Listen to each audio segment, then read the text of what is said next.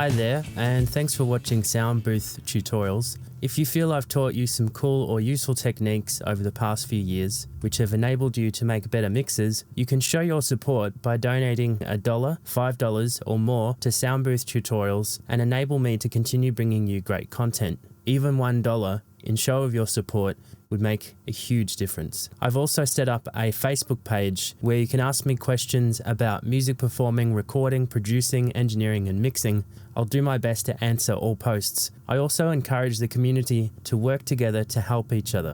Hope to see you there. Also, for exclusive content, including extended videos, please head over to All Buttons In and remember to subscribe.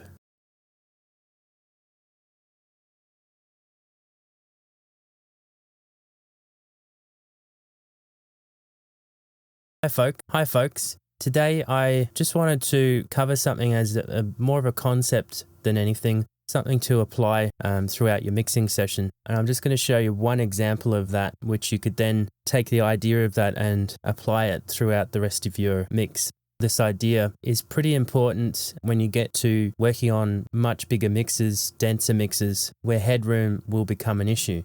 Once again, we've got A Place for Us by Carlos Gonzalez, which Carlos has given me permission to use for this video. So what I'll do is I'll play the start of it and then we'll discuss, ways that we could go about mixing the instruments as they come in. I miss you so much, boy. I don't know what I would do with myself if you were gone. Far away from home. I don't know how many times I've fallen, and honestly I lost count long ago. But you've always been the to pull me back up on my feet. Oh, I can taste the blood on my lips. It's nothing but the sweet and truthful faith in our love. I know that you can save me, I know. Okay, so I suppose the thing that I want to discuss is we've got, as we can hear, a very dense mix. And so it's so important that we make sure that any instrument that gets introduced into the mix doesn't just add to volume to the point where we run out of headroom. So here's a mix move that you can use to make the introduction of each instrument audible without it completely destroying your headroom. As you can see here, there's already one mix move here. When the Hammond comes in, the piano drops in level. Okay, we're looking at automation here, the volume automation for the piano. And so one thing I've noticed is that with the introduction of the Hammond, it could be there or it could not be there until the vocals disappear. So let's just have a listen to the entrance of the Hammond. Far away from home. I don't know how many times I've fallen, and honestly I lost count long ago. Kind of a bit lost, not really defined at all. And so here's what I would do. It's good that we've got the piano dropping down in level because we've already heard the piano at this point. We know that it's there. It is a major part, which is why it can't disappear completely. The way that I'd like to deal with the Hammond, which, let's face it, is not an integral part of the song. It doesn't play, as you can see, throughout the song. That's the breakdown section there, by the way. The Hammond only plays here and there throughout different sections. So one way that you can deal with the entrance of the Hammond is to basically come in here and we're going to make this start fairly loud. See how that goes. I don't know how many times I've Can't quite hear it there, so we're just going to boost it up even more. I don't know how many times.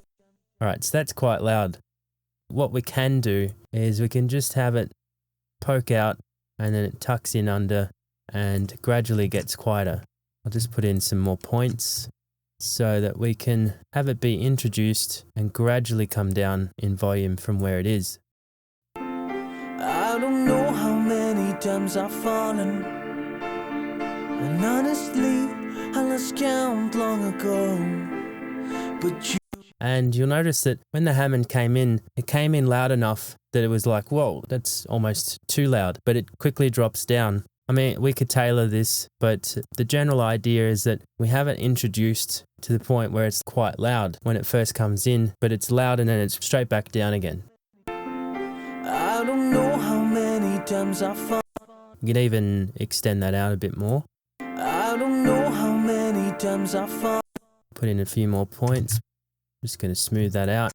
I don't know how many times I've fallen, and honestly, I lost count long ago. And so by doing it that way, the ear can latch on to the entrance of the Hammond, whereas if it can't hear it, if it's just coming in flat, there's really no point. The brain may or may not perceive that that instrument's there. Of course, the only alternative at that point, if you can't hear that organ, is to boost it up louder than it needs to be. If we take that up. I don't know how many times I've fallen. So we can hear it at that level, but it's not practical to do it like that. If you apply this concept, especially in dense mixes where you've got a lot of instruments coming in and being introduced, using this technique, it's a really good way of kind of tricking the brain into thinking that something is louder than it is, because you've introduced it and then you're just pulling it back, just ever so slightly pulling it back gradually. And on a technical level, that allows you to do much more with the mix. It's affording you the headroom to then go on and introduce more instruments. I hope you enjoyed that. Until next time, happy mixing. If you have any questions, comments, or ideas for new tutorials or require mixing services, please email me at yamahadrums2009@hotmail.com, and please subscribe to remain informed of future video releases.